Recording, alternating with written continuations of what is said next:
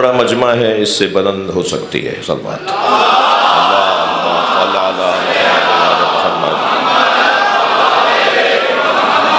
سورہ مبارکہ کہف کی 110ویں آیت۔ بہت سوچ رہا تھا کہ جس کی شان میں میلاد ہے اس کی شان میں تو پورا قرآن ہے، تو کون سی آیت کا انتخاب کیا جائے، کس آیت پر غور کیا جائے، اس لیے کہ پورا قرآن عاشق اور معشوق کی گفتگو ہے۔ البتہ یہ طے کرنا مشکل ہے کہ عاشق کون ہے۔ اللہ عاشق مصطفیٰ ہے یا مصطفیٰ عاشق الہی ہے؟ کبھی وہاں سے لہجہ عاشقانہ ہے، کبھی یہاں سے لہجہ عاشقانہ ہے۔ وہ جب اپنے آپ سے پیار کرتا ہے تو مصطفیٰ کو خلق کرتا ہے۔ اللہ جب اپنی ذات سے عشق کرتا ہے تو اپنی ذات کے عشق کے اظہار کو محمد کہتا ہے۔ جی، اس پوری کائنات میں خدا کے علاوہ، اللہ کے علاوہ اگر کوئی ہے تو وہ نبی کی ذات ہے۔ یعنی اس پوری کائنات میں لا یصدر من الواحد الا الواحد، واحد سے واحد کے علاوہ صادر نہیں ہوتا۔ اس پوری کائنات میں اللہ کے بعد اگر کوئی ہے اور بس وہی ہے تو وہ نبی کی ذات ہے۔ باقی جو کچھ ہے وہ ان کے طفیل میں ہے۔ اس پوری کائنات میں اللہ کے بعد نبی اور نبی کے بعد علی، اور وہ بھی جو نبی کے بعد علی ہے نا، وہ بھی نبی کے نور کا ٹکڑا ہے۔ ہاں، اللہ نے علیحدہ سے مولا علی کے نور کو خلق نہیں کیا، بلکہ نبی فرماتے ہیں انا وعلی من نور واحد، میں اور علی ایک نور کے دو حصے۔ اللہ نے نور مصطفیٰ کو بنایا اور پھر اس نور کا ٹکڑا کیا، اس ٹکڑے کا نام علی رکھ دیا۔ یاد رہے کہ جز کا محتاج ہوتا ہے، جز ملیں گے تو کل بنے گا۔ اور مولا علی کو مولا نبی کا محتاج بنا کر بتایا، جو محتاج ہو وہ صمد نہیں ہوتا، جو صمد نہ ہو وہ اللہ نہیں ہوتا۔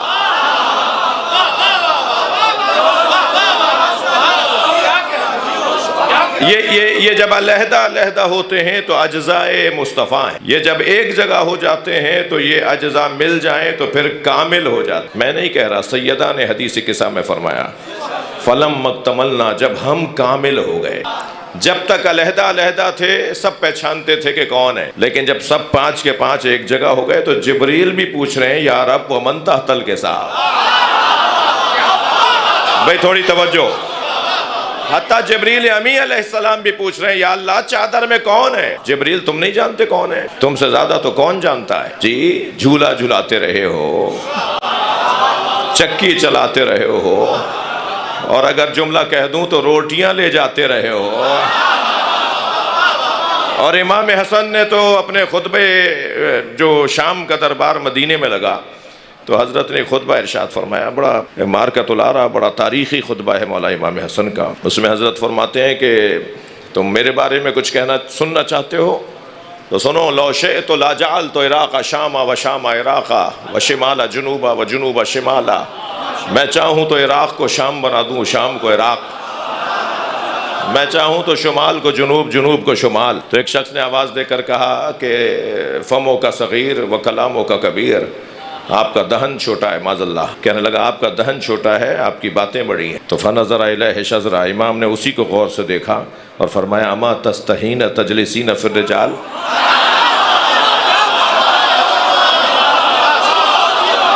شرم نہیں آتی مردوں میں بیٹھی ہے؟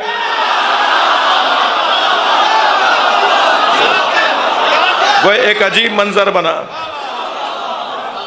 اور اس خطبے کے اختتام پہ حضرت نے فرمایا جلال کی کیفیت ہے، سبط اکبر مصطفیٰ، نبی فخر سے کہتے ہیں میرا بڑا بیٹا حسن ہے۔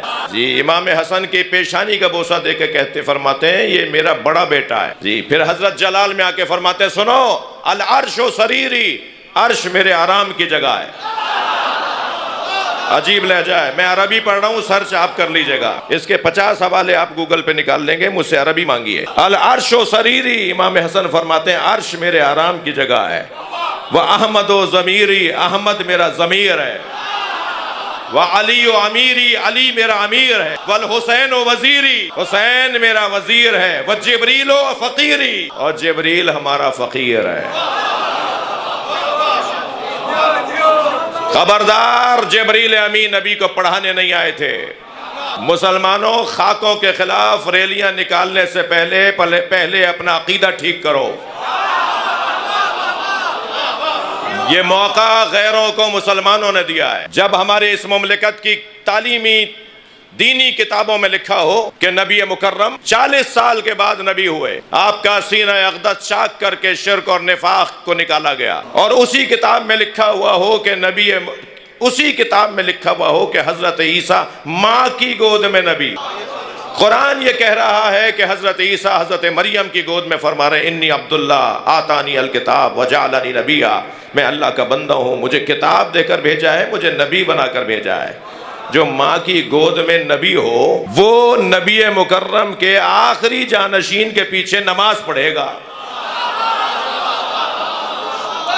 اور اگر امت کا ایک طبقہ یہ کہے کہ نبی 40 سال کے بعد نبی ہوئے، تو پھر موقع مل رہا ہے نا بہت سارے اور لوگوں کو کچھ کہنے کا. خفا نہ ہو تو ایک جملہ کہوں، آپ سے اگر کوئی کہے نا کہ نبی 40 سال کے بعد نبی ہوئے، تو کہہ دیجئے گا تمہیں آنے میں 40 سال دیر لگی ہے.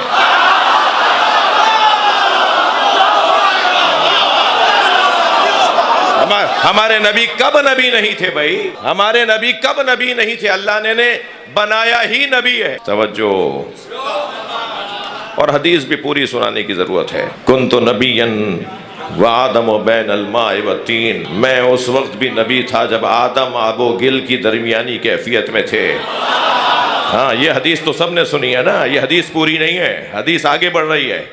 کنت نبیا وآدم بین الماء والطین، میں اس وقت بھی نبی تھا جب آدم آب و گل کی درمیانی کیفیت میں تھے. وکان علی ولیا وآدم بین الماء والطین، اور علی اس وقت بھی ولی تھا. جو نبی کو نور نہیں مانتے.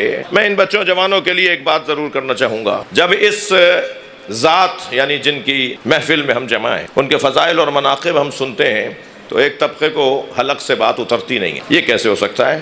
مثلا ائمہ اہل بیت فرماتے ہیں نبی کا سایہ نہیں تھا. یہ جو نبی کا سایہ نہیں تھا، یہ جو بحث ہے نا، یہ ایک فضائل کے باب میں، مناقب کے باب میں ایک مکمل باب ہے. اہل سنت نے بھی اسے باندھا ہے، شیعہ علماء نے بھی اس باب کو باندھا ہے کہ نبی کا سایہ نہیں تھا. اب اگر کوئی کہے صاحب یہ کیسے ہوگا، یہ ہم کیسے مان لیں کہ سایہ تو ہوگا، اگر نور پڑ رہا ہوگا تو دوسری طرف سایہ پڑے گا، یہ کیسے ممکن ہے سایہ نہیں تھا؟ جی مثلا اگر میں یہ کہوں کہ مولا علی نے فرمایا لِكُلِّ عُضْوٍ عَلَى مُعْجِزَةٍ، اللہ نے نبی کے ہر عضو کو ایک معجزہ عطا کیا. جی مثلا اگر میں یہ کہوں کہ سرکار دو جہاں کے لعاب دہن سے کڑوے کنویں میٹھے ہو جاتے تھے. اب اگر کوئی کہے صاحب یہ کیا بات کر رہے ہیں آپ، یہ تو بڑی عجیب سی بات کر رہے ہیں، ہمارے بدن سے رطوبتیں نکلتی ہیں تو ہمیں تو اس سے کراہت آتی ہے. نبی کے پسینے سے، نبی کے لعاب دہن سے، مجھے اپنے دو مصرے مولانا یاد آ گئے. میں نے عرض کیا تھا کہ عرق جبین سے لے کر نبی بنائے گئے. جی نعت مجھ سے ہو گئی تھی، نبی قبول فرمائے. جہان حسن سے یہ انقلاب ہو نہ سکا، جہان حسن سے یہ انقلاب ہو نہ سکا، محمد عربی کا جواب ہو. اور عرض کیا تھا کہ عرق جبین سے لے کر نبی بنائے گئے، پھر اس کے بعد پسینہ گلاب ہو نہ سکا. مثلاً یہ ہمارے پاس حدیث ہے کہ اللہ نے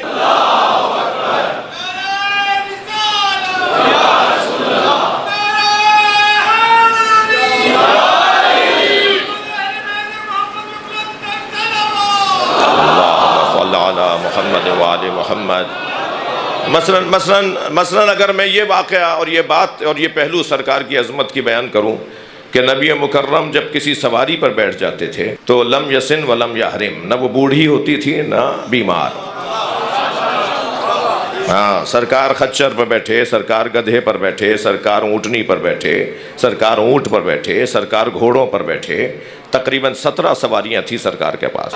جس سواری پہ سرکار بیٹھے، سرکار کے بیٹھنے کی وجہ سے وہ سواری نہ بوڑھی ہوتی تھی نہ بیمار.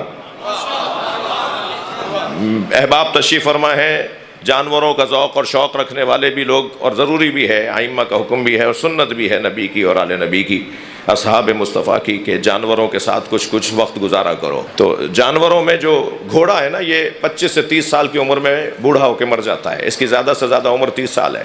30 سال سے زیادہ معمولاً گھوڑا زندہ نہیں رہتا. جی، یہ نبی کے بیٹھنے کی برکت تھی جو 50 سال بعد بھی کربلا میں جوان تھا.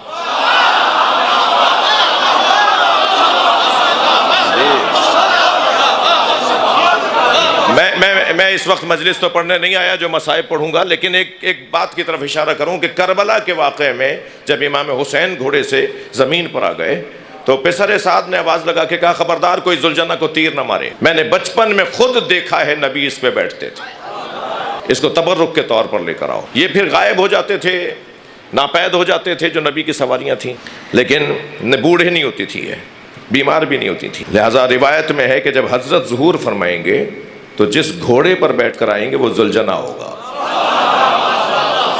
امام حسین کا گھوڑا ہوگا، گویا نبی کی سواری ہوگی. مثلا ایک لمبی فہرست میں بیان کرتا چلا جاؤں کہ سرکار دو جہاں کہ جو ہماری انگلی کٹے تو خون نکلتا ہے نا، تجربہ نہیں کیجیے گا، ایسا ہی ہے. تو نبی کے انگوٹھے سے دودھ نکلتا تھا.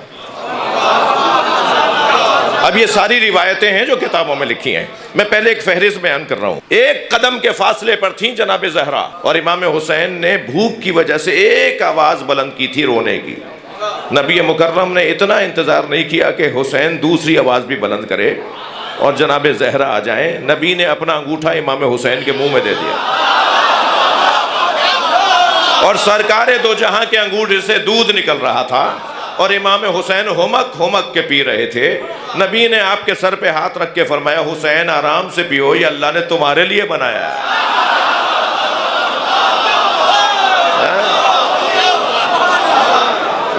تو یہ ساری وہ روایتیں ہیں جو سنی شیعہ کتابوں میں. لہٰذا کیونکہ مجھے معلوم ہے آج کا یہ جو عنوان ہے، آج کا جو میلاد ہے، اس میں میرے سنی بھائی بھی تشریف فرما ہے اور شیعہ بھی ہیں، اور یہ ایک ایسا عنوان ہے جس پہ ہم مل کر نبی کو یاد کر رہے ہیں اور کلمہ پڑھنے والے سب جمع ہیں. یہ کتنا حسین منظر ہے جی، یہ بہت خوبصورت منظر ہے کہ ہم کسی کے نام پہ تو بیٹھ سکتے ہیں نا، تو ہم جس کے نام پر بیٹھ سکتے ہیں اس کا نام زیادہ لینے کی ضرورت ہے، جس کے نام پر ہم سب جمع ہو سکتے ہیں. یہ ساری روایتیں جو میں بیان کر رہا ہوں یہ سنی شیعہ دونوں کتابوں میں. مثلا سرکار دو جہاں جب کسی کلما مشا ما احدن ان کانا اطولو ان کانا طویلو کانا اطولو من. نبی مکرم کسی لمبے قد والے کے ساتھ اگر آ جاتے تھے نا، تو جب وہ نبی کے ساتھ چلتا تھا نبی کا قد اس سے اونچا نظر آتا تھا.